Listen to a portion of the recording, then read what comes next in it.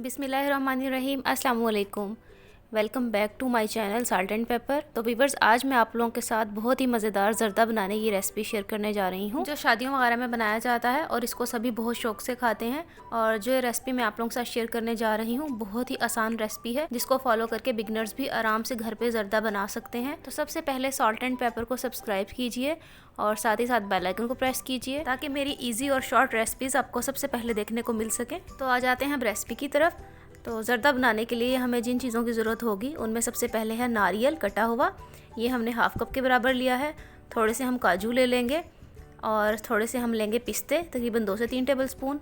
किशमिश ले लेंगे हाफ़ कप। 15 से 20 अदद हम बादाम लेंगे और इनका छिलका उतार लेंगे।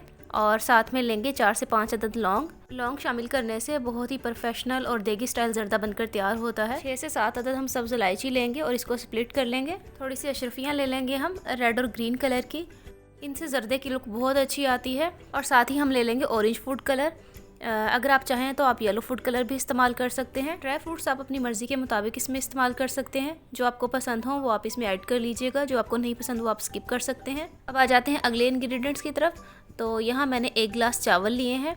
चावलों को हमने आधा घंटा पहले भिगो देना है। साथ ही मैं चीनी ले रही हूँ 1 गिलास से थोड़ा कम। अच्छा, अब यहाँ पे मेन पॉइंट जो है वो ये है कि आपने चीनी और चावल की जो है क्वांटिटी किस तरह से लेनी है। तो चावल जैसे हम ये 1 गिलास लेंगे तो चीनी इसमें जाएगी 1 गिलास से थोड़ा कम। और बेस्ट मेथड यही है कि आप चावल जितने भी इस्तेमाल करें हैं उसको आप ग्लासेस में मेजर कर लें और पर ग्लास के हिसाब से आप इतनी चीनी लीजिएगा। तो चीनी और चावल की रेशो बिल्कुल सही रहेगी। तो ये आप देख लीजिए, यही सेम ग्लास मैंने चावलों का लिया था फुल भर के, तो चीनी इसमें थोड़ी सी कम जाएगी।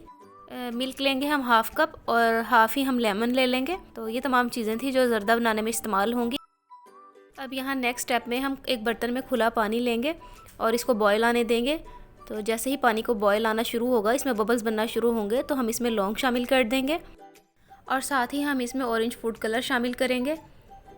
तो ये आप अपनी मर्ज़ी के मुताबिक ऐड कर सकते हैं, जितना गहरा कलर आपको पसंद हो तो आप उतना इसमें ऐड कर लीजिएगा। तो देखिए, यहाँ पे पानी को अच्छी तरह से बॉयल आ चुका है। अब हम इसमें शामिल कर देंगे चावल ऐड करने के बाद हम इनको अच्छे तरीके से बॉईल करेंगे। और चावलों को हमने इतना बॉईल करना है कि इसमें सिर्फ एक कनी रह जाए, और ना इससे ज़्यादा आपने इसको कुक करना है और ना इससे कम। तो देखिए, यहाँ चावलों को बॉईल आ चुका है और बस इसमें एक कनी रह गई है। अब ये रेडी है। यहाँ पे फ्लेम को हम कर देंगे ऑफ़ और चावलों को हम छान लेंगे। चावलों को हमने छलनी में छान के रख लेना है एक साइड पे, और इस तरह से आपने इसकी बिल्कुल स्टीम अच्छे तरीके से निकाल लेनी है और इनको ठंडा होने देना है, ताकि मज़ीद कुकिंग प्रोसेस इसका रुक जाए। अब नेक्स्ट स्टेप में यहाँ एक पैन में हम लेंगे 1 कप ऑयल। अच्छा, ज़र्दे में आप ऑयल की जगह घी का इस्तेमाल भी कर सकते हैं, लेकिन मैं ऑयल का इस्तेमाल कर रही हूँ। घी से है कि बिल्कुल प्रोफेशनल टेस्ट आता है। ऑयल जैसे ही गर्म हो जाए थोड़ा सा, इसमें तो हम शामिल कर देंगे सब्ज़ इलायची को हमने ऑयल में इतना फ्राई करना है कि इसकी अच्छी सी खुशबू आना शुरू हो जाए। बहुत ज़्यादा इसको हमने फ्राई नहीं करना। तो इलायची थोड़ी फ्राई हो गई है, तो इसमें हम शामिल कर देंगे चीनी ऐड करने के बाद हमने इसको अच्छे तरीके से एक दफ़ा मिक्स कर लेना है ऑयल के साथ, और ज़्यादा ओवर कुक नहीं करना वरना ब्राउन हो जाएगी। साथ ही हम इसमें शामिल कर देंगे तकरीबन 3 से 4 टेबलस्पून पानी आपने बहुत ज़्यादा ऐड नहीं करना, 3-4 टेबलस्पून बस काफ़ी है, क्योंकि चीनी जैसे जैसे मेल्ट होगी ये खुद ही लिक्विडी होती जाएगी। तो चीनी को हमने अच्छे तरीके से मिक्स कर लेना है ताकि इसके क्रिस्टल्स ख़त्म हो जाएं और ये बिल्कुल शीरे की फॉर्म में आ जाए। तो साथ साथ हमने इसमें चम्मच चलाते रहना है। तो चीनी यहाँ अच्छे तरीके से डिज़ोल्व हो चुकी है और इसमें बबल्स बनना शुरू हो गए हैं। तो यहाँ इस पॉइंट पे हम इसमें शामिल कर देंगे लेमन जूस। लेमन ऐड करने से होगा कि इसकी क्रिस्टलाइजेशन नहीं होगी और शीरा बहुत अच्छा और अच्छी तार वाला बनेगा। अब इसमें हम शामिल कर देंगे दूध शामिल करने के बाद हमने इसको फ़ौरन से मिक्स कर लेना है। दूध ऐड करने से ज़र्दा बहुत सॉफ्ट और बहुत अच्छा बनेगा। दूध ऐड करने के बाद हमने इसको 5 से 7 मिनट तक इस तरह से बॉयल आने देना है, ताकि शीरा अच्छे तरीके से पक जाए। और शीरे को हमने इतना पकाना है कि इसमें एक तार बनना शुरू हो जाए। तो यहाँ शीरा हमारा बिल्कुल रेडी है। तो इसमें अब हम शामिल करेंगे चावल जो हमने बॉईल करके रखे थे। शीरे की क्वांटिटी इतनी होनी चाहिए कि चावल अच्छे तरीके से इसमें मिक्स हो जाएं और जो चावलों में कसर है वो भी पूरी हो जाए और चावल गल भी जाएं अच्छे तरीके से। अगर शीरे की मिकदार कम होगी तो चावल सख्त रह जाएगा और गलेगा नहीं, और अगर शीरे की क्वांटिटी ज़्यादा होगी तो चावल ज़्यादा पक जाएंगे और ज़्यादा सॉफ्ट हो जाएंगे। तो इसकी क्वान्टिटी आपने बिल्कुल नॉर्मल रखनी है। अब इस पॉइंट पर हम इसमें तमाम ड्राई फ्रूट शामिल कर देंगे। सिर्फ अशरफियाँ हम एंड पे शामिल करेंगे।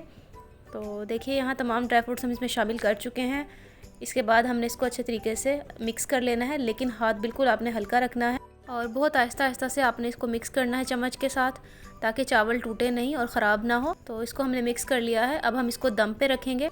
तो यहाँ हम इसको तकरीबन 5 मिनट के लिए हाई फ्लेम पर रखेंगे। उसके बाद हमने इसको 10 से 15 मिनट के लिए बिल्कुल लो फ्लेम पर रख देना है। तो ये टोटल हो गए 20 से 25 मिनट। तो देखिए यहाँ 20 से 25 मिनट गुजर चुके हैं और जर्दा हमारा बिल्कुल रेडी है। शीरा इसका बिल्कुल अच्छे तरीके से ड्राई हो चुका है। चावल भी बिल्कुल खिला खिला बना है, बिल्कुल भी नहीं टूटे चावल।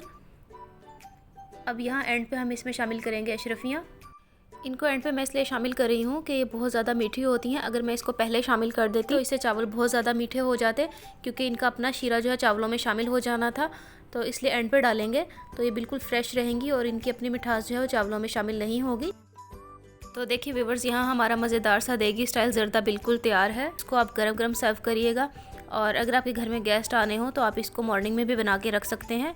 जस्ट इसको आप सर्व करने से पहले माइक्रोवेव में गर्म करें और सर्व करें। ये बिल्कुल भी ख़राब नहीं होगा। उम्मीद है कि आपको आज की रेसिपी बहुत अच्छी लगी होगी, इसलिए वीडियो को लाइक और शेयर करना मत भूलिएगा। कमेंट सेक्शन में अपना फीडबैक ज़रूर दीजिएगा। मिलते हैं एक न्यू रेसिपी के साथ, तब तक के लिए अल्लाह हाफिज़।